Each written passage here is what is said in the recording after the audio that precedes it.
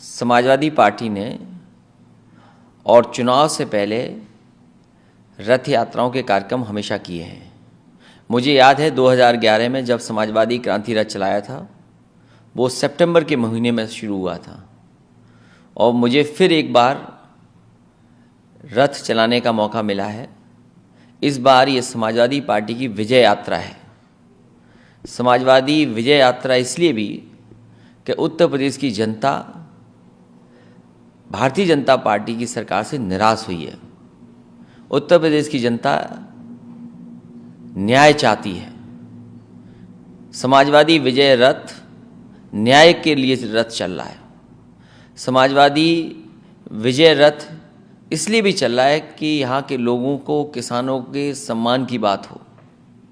जितना उत्पीड़न हुआ, अन्याय हुआ है आज महिलाओं के साथ, समाजवादी विजय रथ इसलिए भी कि महिलाओं को मान सम्मान मिले। युवा नौजवान, उनको बड़े बड़े सपने दिखाए गए, लेकिन इस सरकार ने उनकी नौकरियां छीन ली और लगातार उनके संघर्ष के बाद भी नौकरियां और रोजगार नहीं मिल पा रहे हैं। इसलिए समाजवादी विजय रथ यात्रा इसलिए भी कि नौजवानों का भविष्य बेहतर हो। उद्योग, व्यापार, मजदूर और छोटे छोटे दुकानदार भी कोरोना के समय पर बर्बाद हो गए हैं। समाजवादी विजय रथ इसलिए भी कि उनका कारोबार पुनः शुरू हो, उनका जीवन में भी बदलाव आए। समाजवादी विजय रथ, हमें उम्मीद है कि जनता का समर्थन मिलेगा और जो लक्ष्य रखा है समाजवादी पार्टी ने, जिस तरह की भारतीय जनता पार्टी की दिल्ली और लखनऊ की सरकारें चली हैं, हो सकता है आने वाले समय में 400 सीटें भी जनता समाजवादी पार्टी को जिता दे। आपने अपने इस घोषणा में विजय पहले जोड़ा है, क्या समाजवादी पार्टी चुनाव तो बड़ा आंकड़ा है? जिस तरह की नाराजगी जनता के बीच में है और भारतीय जनता पार्टी ने जो संकल्प पत्र अपना चुनाव में रखा था, चुनाव शुरू होने से पहले भारतीय जनता पार्टी ने अपना संकल्प पत्र जारी किया था। आज जनता संकल्प पत्र पे पूछना चाहती है सरकार ने कितना काम किया है। लगता यह है कि जैसे ही सरकार बनी है, भारतीय जनता पार्टी ने अपना संकल्प पत्र, अपना मैनिफेस्टो कूड़ेदान में फेंक दिया। सबसे बड़ा मुद्दा भारतीय जनता पार्टी ने किसानों के बीच में कहा कि किसानों की हम आय दोगुनी कर देंगे। आय तो किसानों की नहीं दोगुनी हुई, महंगाई बढ़ गई है। और इधर जो घटनाक्रम चल रहा है, जिन किसानों ने मांग की थी कि उनकी आय दोगुनी हो जाए, उन पे ऐसा काला कानून लाने का काम किया जिससे कि उनकी खेती बर्बाद हो जाएगी। और ये काले कानून अगर लागू हो गए तो भविष्य में हो सकता है कि किसानों से उनकी ज़मीन भी छीन ली जाए, खेत भी छीन जाए और मजदूरी का काम उन्हें करना पड़े। किसानों को बाज़ार में नहीं छोड़ा जा सकता। ये तीनों काले कानून किसानों का भविष्य ख़त्म करने के लिए बने हैं। इसलिए तीनों कानून ख़त्म हों और साथ ही साथ जो घटना हुई है लखीमपुर में, इतनी दुर्भाग्यपूर्ण घटना, जितनी निंदा कर सकें वो कम है। दुनिया में कहीं ऐसा नहीं हुआ होगा जहाँ पर किसानों को, जिनको अन्नदाता कहते हैं, उन पर गाड़ी चढ़ा दी गई हो, कार से कुचल दिया गया हो। और पहले देश के गृह राज्य मंत्री ने ऐलान किया हो कि वो जानते नहीं है कि मैं देश का गृह राज्य मंत्री हूँ, मैं क्या कर सकता हूँ। उसके बाद उनके बेटे, उनके साथी और भारतीय जनता पार्टी के कार्यकर्ता गाड़ी लेकर के निकले। जब सभा खत्म हो गई थी किसानों की, उसके बाद उन पर चढ़ गई गाड़ी और चढ़ने से जिन किसानों की मृत्यु हुई है, पत्रकार भी मारे गए हैं। गाड़ी पलटने से भारतीय जनता पार्टी के कार्यकर्ता की भी जान गई है। लेकिन सवाल ये है कि किसानों के ऊपर इस तरीके का काम कभी दुनिया में नहीं हुआ होगा जैसा भारत में हुआ है। अंग्रेज़ों ने भी इतना जुल्म और अन्याय नहीं किया होगा जितना भारतीय जनता पार्टी की सरकार में जुल्म और अन्याय किसानों पर हो रहा है। किसान, युवा, दो ऐसे आज के डेट में वर्ग हैं जहां पर लोग अपने इंसाफ की लड़ाई चाह रहे हैं। किसान कहता है कि उनकी ज़मीन बच जाए और युवा चाहता है उसको रोजगार मिले। ऐसे समय में 22 में बाईसाइकिल आए, इसको लेकर आप क्या समाज या फिर इन दोनों वर्गों को देने की घोषणा करते हैं? समाजवादी पार्टी की कोशिश होगी कि किसानों के सभी सवालों का समाधान करे। जिस तरीके से आज उन्हें खाद महंगी खरीदनी पड़ रही है, डीएपी महंगी खरीदनी पड़ रही है, इंसेक्टिसाइड पेस्टिसाइड खरीदनी पड़ रही है महंगी, और लागत भी जिस तरीके से बढ़ गई है, बिजली भी उनकी बढ़ गई है, सिंचाई मुफ्त नहीं बची है। इन तमाम सवालों के समाधान ढूंढने का काम, और कम से कम किसानों के पास वो स्थान हो जहां पर उन्हें सही कीमत फसल की मिल सके। समाजवादी पार्टी की कोशिश होगी कि किसानों के हित में काम कर करके किसानों को खुशहाल कैसे बनाया जाए, और साथ ही साथ युवाओं का भी इसलिए भी ध्यान रखना है क्योंकि युवा हमारे देश का भविष्य है। महंगी पढ़ाई, पढ़ाई के बाद रोजगार नहीं, रोजगार के साथ साथ नौकरियों का कोई इंतज़ाम नहीं, और जिस तरीके से सरकारें फैसला ले रही हैं, नौकरियां ख़त्म हो रही हैं। समाजवादी पार्टी की कोशिश होगी कि अर्थव्यवस्था को पटरी पर लाना, अर्थव्यवस्था को बेहतर करना, उसके बाद नौकरी और रोजगार के इंतज़ाम नौजवानों के लिए करना। सर, अब लखीमपुर खीरी की बात कर रहे थे, दिल दहला देता है, पहले जीप उसके बाद एसयूवी रौंदते हुए किसानों को चला जा रहा है, और गृह राज्य मंत्री का यह बयान है कि उनके बेटे नहीं थे मौकाए वारदात में इससे पहले। अब वीडियो सामने है और वीडियो में उनके पुत्र भी देखे जा रहे हैं। भारतीय जनता पार्टी पर भरोसा नहीं है कि वो न्याय दिलाएं, इसलिए हमारा किसानों से अपील है कि आने वाले समय में इस सरकार को उखाड़ फेंकें। जिस तरीके से घटना हुई है और जो नाम आ रहे हैं, वीडियोज़ आ रहे हैं, या जो वहाँ पर मौके पर लोग थे, उन सब ने उंगली उठाई है गृह राज्य मंत्री के बेटे पर। गृह राज्य मंत्री के बेटे और उनके साथ उनके साथियों की गाड़ी सीधी आकर के किसानों के ऊपर चढ़ गई, और उसी का परिणाम ये होगा किसानों की मृत्यु हुई है। अगर कोई दोषी है, किसी को जेल जाना है, तो वो गृह राज्य मंत्री हैं, उनके बेटे और उनके साथी जितने भी जेल जाएं। और जब तक गृह राज्य मंत्री खुद हैं मंत्री, तो कैसे संभव है कि पुलिस उनके घर में घुस जाएगी? इसलिए गृह राज्य मंत्री को इस्तीफा देना चाहिए, और कम से कम आज ये प्रधानमंत्री हैं, उत्तर प्रदेश में आए हैं, तो उन लोगों की भी गिरफ्तारी होनी चाहिए जिन्होंने किसानों पर गाड़ी चलाई है। लेकिन मामला तो सलट गया। अब कह रहे हैं कि 45 लाख रुपए का उनको मुआवजा, एक नौकरी, और साथ में घायलों को 10 लाख रुपया। आपको लगता है कि ये मामला तूल पकड़ेगा? क्योंकि उनका कहना है 4 किसान 4 वर्कर ये मारे गए हैं और बीच में ये सारी बातें हो गई। मुआवजा, मदद या नौकरी, ये बात तो ख़त्म हो गई, लेकिन कानून अपना काम तो करेगा। जिन लोगों ने हत्या की है किसानों को, कम से कम भारतीय जनता पार्टी को उनको जेल भेजना चाहिए, और जेल जब तक नहीं जाएंगे, किसी न किसी रूप में संघर्ष और कार्यक्रम इसी तरीके से चलते रहेंगे कि कम से कम वो लोग जिन्होंने हत्या की है वो जेल जाएं।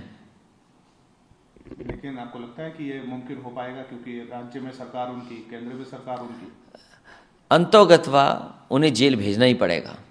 सरकार देर कर सकती है, लेकिन 302 के मुकदमे में उन्हें जेल जाना ही पड़ेगा। वहाँ की आम जनता जानती है कि गाड़ी किसकी थी, गाड़ी कौन चला रहा था, साथ कौन कौन बैठे थे। जो मौके पर थे उन्होंने देखा है, फायरिंग भी हुई, फायरिंग से भी जान गई है किसान की। तो आखिरकार फायरिंग कौन कर रहा था, गाड़ी में कौन कौन बैठे थे? जो लोग पकड़े गए मौके पर, गाड़ी पलटने के बाद उन्होंने गृह राज्य मंत्री का नाम लिया है, गृह राज्य मंत्री के बेटे का नाम लिया है। इससे ज़्यादा और क्या सबूत सरकार को चाहिए होंगे? जब हर चीज़ सामने है तो सरकार की जिम्मेदारी बनती है कि न्याय के प्रति भरोसा बढ़े, इनको तुरंत जेल भेजना चाहिए। इसका इन्वेस्टिगेशन कैसे हो? समाजवादी पार्टी की मांग थी कि सिटिंग जज मॉनिटर करें, जांच कोई भी करे, लेकिन सिटिंग जज के अंडर जांच होनी चाहिए। क्या आप नहीं जा रहे लखीमपुर खीरी?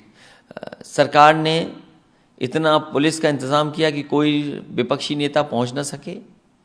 जब तक हम लोग जाने की तैयारी करते, घर के बाहर बैरिकेडिंग, पुलिस, RAF सब कुछ लगा दिया। आने वाले समय में बहुत जल्दी समाजवादी पार्टी और मैं खुद जाऊंगा उन परिवार से मिलने। अभी जितने भी विपक्ष के नेता हैं, जैसा आपने बताया, पे बघेल साहब आना चाहते हैं, उनको आने नहीं दिया गया। बाकायदा एक आधिकारिक सूची और लेटर निकाला गया कि एयरपोर्ट पर किसी पंजाब और छत्तीसगढ़ के CM के प्लेन को लैंडिंग की परमिशन नहीं मिलती है। तो क्या ये क्राइम है जहां पर गुनाह हुआ वहां पर विजिट करना? भारतीय जनता पार्टी से जनता ये जानना चाहती है आखिर क्या सच छिपाना चाहती भारतीय जनता पार्टी? कुछ छिपाना चाहते हैं, इसीलिए किसी को और किसी पॉलिटिकल पार्टी को, लीडर को जाने नहीं दे रहे हैं। कम से कम विपक्ष की जिम्मेदारी बनती है, कोई दुख और तकलीफ परेशानी में है तो उसके घर परिवार से मिले, उसकी मदद करे जाके। तो आखिरकार भारतीय जनता पार्टी क्या सच छिपाना चाहती है? और सच्चाई यही है कि सच्चाई को छिपाने का काम भारतीय जनता पार्टी कर रही है, लोकतंत्र को कमजोर करने का काम भारतीय जनता पार्टी कर रही है। एक बड़ा आरोप की तरफ आप बढ़ रहे हुए, या तो दंगा से बड़ी तरह ये प्रदेश, या तो फिर इस तरह की घटना जो किसानों के साथ हुआ है। जो किसानों के साथ हुआ है, पहले तो इन्होंने आय दोगुनी नहीं की।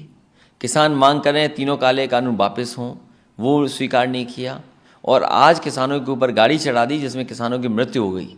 आने वाले समय में किसान एकजुट होकर के भारतीय जनता पार्टी को सबक सिखाएगा।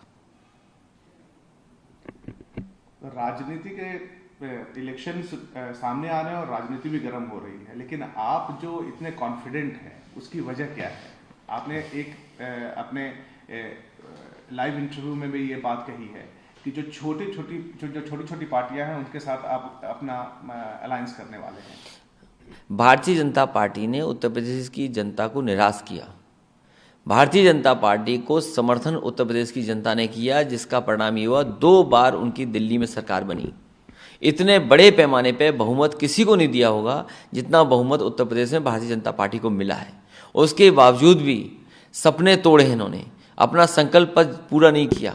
कोई वर्ग ऐसा नहीं जिसको दुखी न किया हो। कोरोना के समय, जिस समय जनता को सबसे ज़्यादा ज़रूरत थी भारतीय जनता पार्टी की सरकार की मदद की, उस समय जनता को अनाज छोड़ दिया भारतीय जनता पार्टी ने। लॉकडाउन 1 में सबसे ज़्यादा मजदूर परेशान हुए, उनको भी अनाज छोड़ दिया। जो सरकार गरीबों का मदद ना करे, कोरोना में दवाई का, बिस्तर का, ऑक्सीजन का इंतज़ाम ना कर सके, गंगा मैया ने दिखा दिया कि किस तरीके से लाशें बह करके जा रही थीं। गंगा मैया ने लाशें वापस कर दी, वो दिखाई दे रही थी, और क्या तस्वीर दुनिया ने देखी। ये सब वर्ग को अपमानित करने का काम भारतीय जनता पार्टी ने किया है। इसलिए उत्तर प्रदेश से इस बार भारतीय जनता पार्टी का सफाया होगा। महंगाई के लिए समाजवादी पार्टी ने संघर्ष किया, समाजवादी पार्टी सवाल उठा रही है। वहीं हम ये जानना चाहते हैं, दिल्ली और उत्तर प्रदेश की सरकार, क्या भारतीय जनता पार्टी को नहीं पता डीजल कितना महंगा हो गया? क्या भारतीय जनता पार्टी को नहीं पता पेट्रोल कितना महंगा हो गया? क्या भारतीय जनता पार्टी की जानकारी में नहीं बिजली कितनी महंगी हो गई है? क्या भारतीय जनता पार्टी को नहीं पता है कि दाल से लेकर के जितने भी खाने पीने की चीज़ें सब महंगी हो गई? आखिरकार जिम्मेदार कौन है? जिस गैस का सबसे ज़्यादा नाम लेते थे उज्ज्वला, क्या आज गरीब उज्ज्वला के सिलेंडर भरवा पा रहे हैं? तो आखिरकार जिम्मेदार भारत सरकार और उत्तर प्रदेश सरकार भारतीय जनता पार्टी की है। इसको महंगाई का जवाब देना ही होगा, और अगर महंगाई नहीं करेगी ये कम, तो इन्हें सत्ता से बाहर जाना पड़ेगा।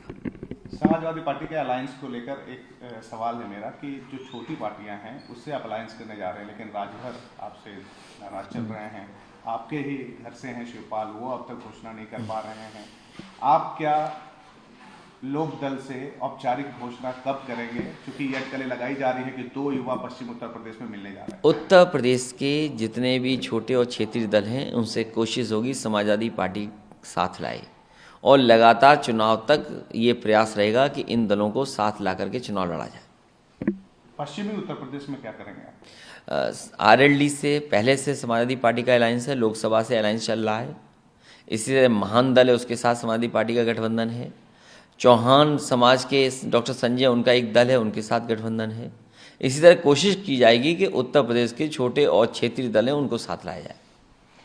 आज प्रधानमंत्री मोदी लखनऊ में हैं, उन्होंने जो कि जिनको प्रधानमंत्री आवास योजना के तहत लाभ मिला है, वो आज खुश हैं, और साथ में उन्होंने एक ऐलान किया है कि जो आवास अब आवंटित होंगे वो किसी महिला के नाम पे होंगे, ना कि किसी गैर परिवार में लोगों के नाम पे। कैसे देखते हैं इस प्रधानमंत्री के मूव को? उत्तर प्रदेश में चुनाव है, इसलिए चुनाव के लिए घोषणा की जा रही हैं। चुनाव को लेकर के इनको कम से कम जनता के बीच में कहना चाहिए कि पिछले घोषणा पत्र में क्या क्या चीज़ें लागू की हैं। क्या किसानों की आय दोगुनी हो गई? डेयरी को लेकर के इन्होंने कहा कि हर जगह हम डेयरी को लेकर के मिल्क के क्लस्टर्स बनाएंगे। कितने क्लस्टर्स बने हैं? इन्होंने कितने लैपटॉप दिए हैं? कितना डेटा दिया है? किसानों के लिए अलग से फंड्स बनाने की बात कही गई थी। हम ये जानना चाहते हैं कि किसानों की मदद के लिए कितनी धन आपने दिया? जो महंगाई बढ़ गई है उसके कम करने के लिए क्या फैसला लिया? बिजली एक यूनिट नहीं बनाई, जो पावर प्लांट उत्तर प्रदेश में लग रहे थे उनको पूरा नहीं किया, और बिजली कितनी महंगी कर दी। सोलर प्लांट्स कितने लगे ये बताएं सरकार। इसलिए सरकार के पास कोई जवाब नहीं है, इसलिए नई घोषणा करने की तैयारी में भारतीय जनता पार्टी है। लेकिन जनता सब जानती है, इस बार चुनाव में भारतीय जनता पार्टी को करारा जवाब मिलेगा। चुनावी घोषणा आप कह रहे हैं प्रधानमंत्री की इस पूरी घोषणा को, जिन शौचालय को लेकर के न जाने कितना पैसा खर्च किया गया और यहाँ तक शौचालय का नाम इज्जत घर बना दिया गया, ये भारतीय जनता पार्टी की सरकार बताए कि कितने शौचालयों में पानी है और कितने शौचालय आज सही सलामत गांव में हैं। उज्ज्वला को लेकर के बहुत प्रचार किया गया। सरकार ये बताए कि कितने गरीब दोबारा सिलेंडर भराने जा रहे हैं, वो सिलेंडरों पे सामान रख रहे हैं और सिलेंडर को स्टूल की तरह यूज़ कर रहे हैं। स्वच्छ भारत को लेकर के न जाने कितना प्रचार हुआ, कितना फंड खर्च हुआ। ये बताएं कि स्वच्छ भारत में कितने गांव, कितने शहर, कितने कस्बे स्वच्छ हो गए। आज भी सड़कों पर कूड़ा पड़ा है। जहाँ पर इनके मेयर हैं, यहाँ के चेयरमैन हैं, सबसे ज़्यादा मेयर भारतीय जनता पार्टी के हैं और सबसे ज़्यादा गंदे अगर कोई हैं तो शहर हैं। तो आखिरकार इसका जवाब कहाँ है सरकार के पास? आपको नहीं लगता है कि स्वच्छता मिशन के तहत, आवास मिशन के तहत, उज्ज्वला मिशन के तहत और जल और नल मिशन के तहत भाजपा हर घर में अपनी पैठ बना रही है, घर में बैठ रही है, वोट बैंक बना रही है? यही वजह है कि 2 बार लोकसभा में प्रचंड जीत हुई है और स्टेट में उनकी सरकार है। भारतीय जनता पार्टी घोषणा कर रही है, शिलान्यास का शिलान्यास कर रही है, उद्घाटन का उद्घाटन कर रही है। सबसे पहले पाइप वाटर सप्लाई समाजवादी सरकार में योजना शुरू हुई थी, जिसमें कि हमीरपुर में एक ज़िले में एक राठ कस्बे में बिजली के साथ साथ सोलर प्लांट के साथ साथ ये इंतज़ाम किया गया था कि यहाँ पर जितने भी गांव आएंगे उनको पाइप वाटर सप्लाई दी जाएगी। साथ ही साथ जो कस्बा है उसमें पाइप वाटर सप्लाई का इंतज़ाम होगा। उस योजना को बंद करके पुनः दोबारा शुरू किया। गांव-गांव में पानी की टंकियाँ बनी और पानी की टंकियों के साथ साथ नल दिए गए। तो ये योजना पानी की टंकी का और पाइप वाटर सप्लाई का बहुत पुरानी योजना है। उसी योजना को मॉडिफाई करके प्रचार के में बहुत तेज़ हैं भारतीय जनता पार्टी के लोग, पुनः शुरू कर रहे हैं। हम इनसे जानना चाहते हैं कि सबसे ज़रूरी काम गरीबों का, किसानों का, बुनकरों का, उद्योग के लोगों का है बिजली। दोनों सरकारें दिल्ली और लखनऊ में बिजली का उत्पादन कितना किया और बिजली की महंगाई का कारण क्या है जो आज इतनी महंगी बिजली खरीदनी पड़ रही है। एक आखिरी सवाल है आपसे, आप ये कॉन्फिडेंस के साथ कह रहे हैं कि सपा की सरकार आ रही है और बीजेपी का एक मोड ऑफ कल्चर है कि वो आने वाले चुनाव में अपने कैंडिडेट्स का चेहरा बदलती है। क्या समाजवादी पार्टी का पायदान होगा इस बार अपने उम्मीदवारों को टिकट देने का? किन किन लोगों को शामिल करेंगे और किन का पत्ता कटेगा? समाजवादी पार्टी की कोशिश होगी कि जनता के बीच में जो लोकप्रिय प्रत्याशी हैं उन्हीं को चुनाव में उतारा जाए और लगातार उसके लिए संगठन और लगातार उसके लिए कोशिश चल रही है। समाजवादी पार्टी में बड़े पैमाने पर लोगों ने आवेदन किए। बहुत जल्दी जिस समय चुनाव की तारीख आ जाएंगी तो प्रत्याशियों के नाम भी घोषित हो जाएंगे। सीट बंटवारों पर भी आप समझौता करेंगे? लगभग सीटों का बंटना और किसको कितनी सीट मिलेंगी इसका भी बहुत जल्दी फैसला हो जाएगा। आप पर आरोप लगता है कि आप हमेशा लोगों को दुखी कर देते हैं सीट बांटने में। समाजवादी पार्टी की कोशिश होगी कि सभी को साथ लें, सभी को संतुष्ट करें और